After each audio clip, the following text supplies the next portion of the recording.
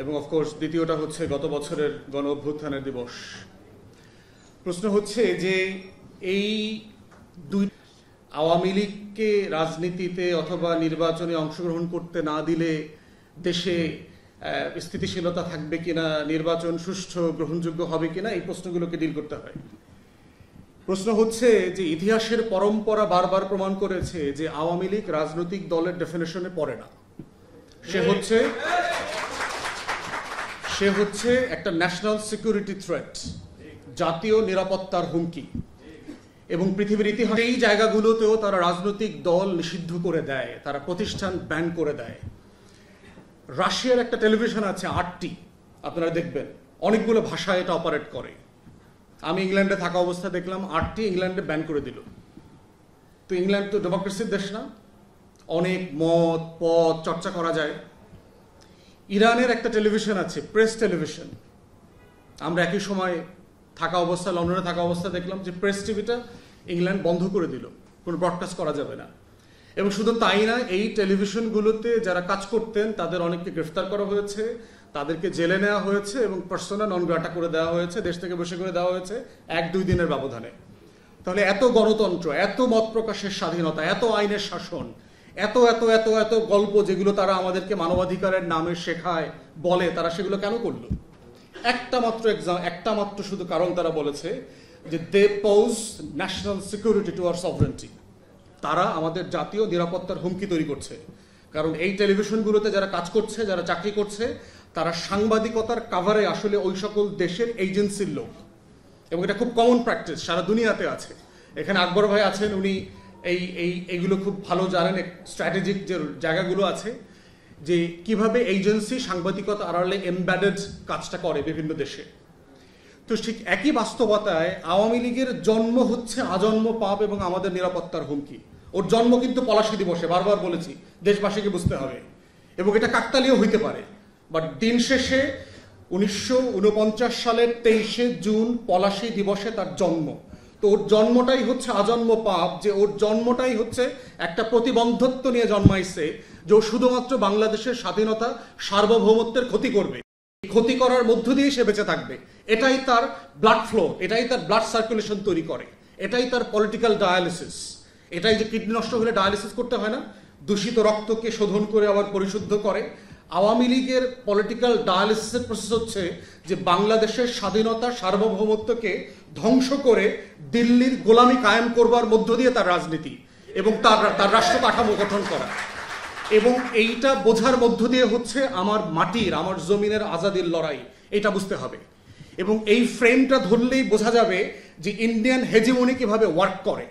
এবং ইন্ডিয়ান হেজিমনির ওয়ার্কের দুইটা মোটা দাগের জায়গা আছে। একটা জায়গা হচ্ছে তার পলিটিক্যাল হেজিমনি, দিল্লির পলিটিক্যাল হেজিমনির একটা জায়গা আছে। আর দ্বিতীয়ত হচ্ছে তার কালচারাল হেজিমনি, তার কলকাতা কেন্দ্রিক যে নাচ গান কবিতা সাহিত্য, রবীন্দ্রনাথ ঠাকুর, তার যে চর্চা কেন্দ্রগুলো আছে, তার বলিউড আছে, এই কালচারাল ফ্রেমের মধ্য দিয়ে সেই কালচারাল হেজিমনি যেটা কায়েম করে। এখন তার দিল্লির পলিটিক্যাল হেজিমনিটা কিভাবে ওয়ার্ক করে? যে কোনো রাষ্ট্রের অন্য রাষ্ট্রে ইন্টারফেয়ার করবার সবচেয়ে বড় স্ট্রংগেস্ট ফর্ম হচ্ছে ওই দেশের রাজনৈতিক দলগুলোর ভিতরে তার স্বার্থ চর্চা করবার সুযোগ করতে দেয়া। এবং বাংলাদেশের ইতিহাস সাক্ষী, বরংবার প্রমাণিত হয়েছে, পরম্পরায় আমরা দেখেছি বারবার, যে কিভাবে আওয়ামী লীগের মধ্য দিয়ে দিল্লি তার পারপাস সার্ভ করেছে। এই জন্য দেখবেন যে 71 সালে যখন যুদ্ধ প্রস্তুতি চলছে, তখন আমাদের প্রবাসী সরকার কোথায় গঠিত হবে সেটা নিয়ে কিন্তু একটা তর্ক ছিল। মাওলানা ভাসানী চান নাই যে সেটা কলকাতায় গঠিত হোক। মাওলানা ভাসানী বারবার বলেছেন বাংলাদেশের সবচেয়ে বড় প্রবাসী কমিউনিটি হচ্ছে লন্ডনে, আমাদের স্বাধীনতার সরকার, প্রবাসী সরকার লন্ডনে হওয়াটা আমাদের জন্য নিরাপদ। এবং একইভাবে আমরা ওখান থেকে ফান্ড রেজ করতে পারবো এবং ইন্টারন্যাশনাল যে সাপোর্ট দরকার সেটা আমরা পাবো। আমাদের যারা সেক্টর কমান্ডাররা ছিলেন, যারা মিলিটারি অফিসার ছিলেন, তারা সবাই বলেছেন যে আমরা চিটাগং হিল ট্র্যাক্সে আমাদের প্রবাসী সরকার তৈরি করব। গহীন জঙ্গল আছে, আমাদের আর্মস যেটা দরকার হবে আমরা বিভিন্ন জায়গা থেকে আর্মস ক্যারি করতে পারবো এবং এই সুযোগটা কাজে লাগায় আমাদের সভরেন্টির যে ফাইট সেটা করা যাবে। কিন্তু দেখেন আমাদের প্রবাসী সরকারটা গঠিত হয়েছে কলকাতায় এবং সেখানে মাওলানা ভাসানী গেছেন, তাকে কিন্তু ভারত সরকার হাউস অ্যারেস্ট করে রেখেছে, প্রচন্ড রকম সার্ভেলেন্সের মধ্যে রেখেছে।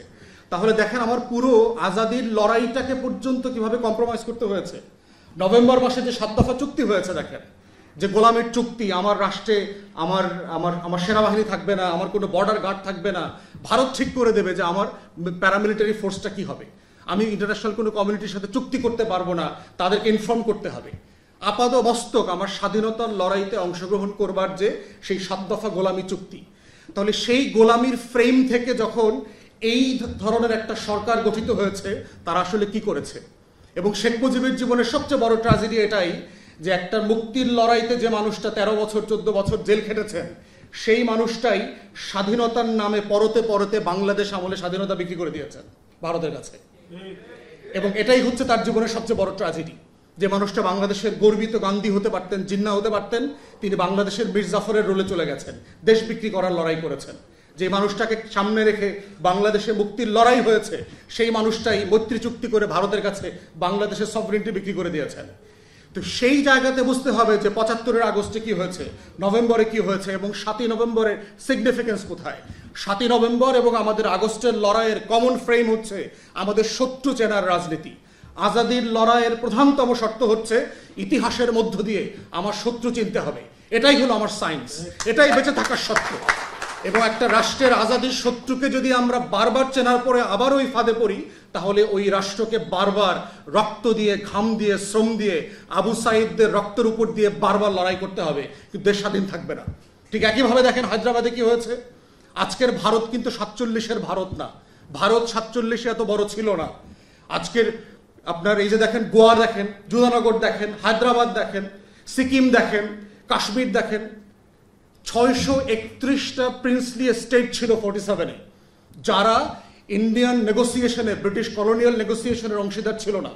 তাদেরকে সবাইকে অপশন দেওয়া হয়েছিল, তারা যে যেখানে যেতে চায় সেখানে যেতে পারবে, তারা স্বাধীন থাকবার কথা ছিল। তাদেরকে দেখে কি করেছেন দেখেন, 47-এর অনওয়ার্ডস ভারত প্রত্যেকটা প্রিন্সলি স্টেটকে দখল করে নিয়েছে, প্রত্যেককে। সর্বশেষ আপনার সিকিম নিয়েছে 75 সালে। কিভাবে নিয়েছে? সিকিম যে কংগ্রেস, ন্যাশনাল কংগ্রেস ছিল, সেই কংগ্রেসের লিডারশিপকে ইনফিল্ট্রেট করে নিয়েছে।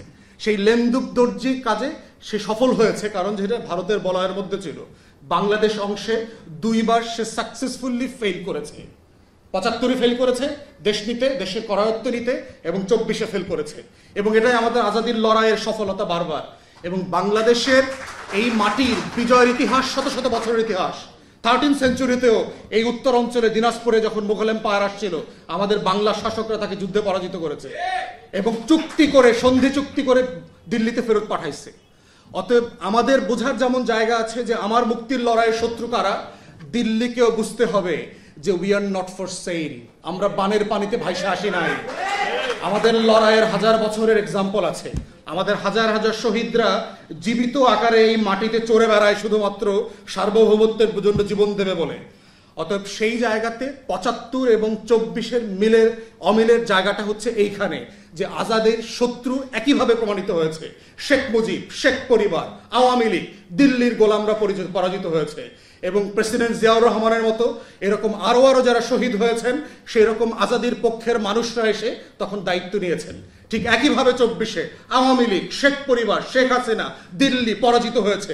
ঠিক একইভাবে আবার এই বাংলাদেশপন্থী আপামর জনতা বিজয়ী হয়েছে। এটাই আমাদের আজাদির লড়াইয়ের সিমিলারিটি, কন্ট্রাস্টের জায়গাটা আর কি। এবং ফিউচারের জন্য এটা মাথায় রাখতে হবে আমাদেরকে এবং আমাদের শত্রুদেরকে, যে আগামী দিনগুলোতে আমার এই মুক্তির লড়াইতে কারা সবচেয়ে বড় বাধা হয়ে আসতে পারে, সেই ড্যামগুলোকে আইডেন্টিফাই করতে হবে এবং ভেঙে দেওয়ার জন্য প্রস্তুতি নিতে হবে। প্রশ্ন হচ্ছে, আমরা বিভিন্ন রাজনীতি করি, এখানে বিভিন্ন রাজনৈতিক দলে আছি, কিন্তু আজাদির প্রশ্নে, স্বাধীনতার প্রশ্নে, সার্বভৌমত্বের প্রশ্নে, আত্মমর্যাদার প্রশ্নে, জাতীয় স্বার্থের প্রশ্নে, আমার ফরেন পলিসি, আমার defence policy, there is no difference of opinion. There can be no difference of opinion. Come what না, এটা বিএনপি আসুক, জামাত আসুক, অন্য দল আসুক, কোয়ালিশন আসুক, এই প্রশ্নগুলো হচ্ছে কমন কোয়েশ্চেন। এই প্রশ্নগুলোই হচ্ছে সারা পৃথিবীতে রাষ্ট্রকে রাষ্ট্র হিসাবে বাঁচিয়ে রাখে, জাতিকে জাতি হিসাবে মর্যাদার চোখে নিয়ে যায়। এবং সেজন্যই পশ্চিমা দেশগুলোতে দেখবেন সরকার পরিবর্তন হয়, ক্ষমতা পরিবর্তন হয়, দল পরিবর্তন হয়, কিন্তু যুদ্ধের নীতি পরিবর্তন হয় না।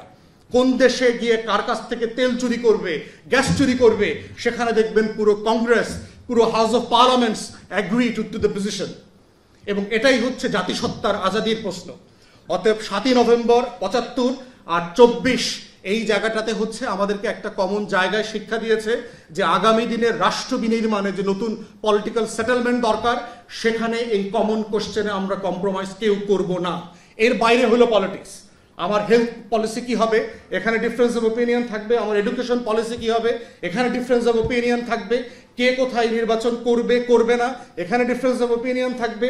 জুলাই সনদ নিয়ে 100 ওপিনিয়ন থাকতে পারে, কোনো সমস্যা নাই। কিন্তু এই কমন মোটা দাগের প্রশ্নই হচ্ছে আগামী দিনের 7ই নভেম্বরের, আগস্ট বিপ্লবের, 24-এর এবং 75-এর মুক্তির লড়াইয়ের বার্তা। সবাইকে অসংখ্য ধন্যবাদ। সালামু আলাইকুম।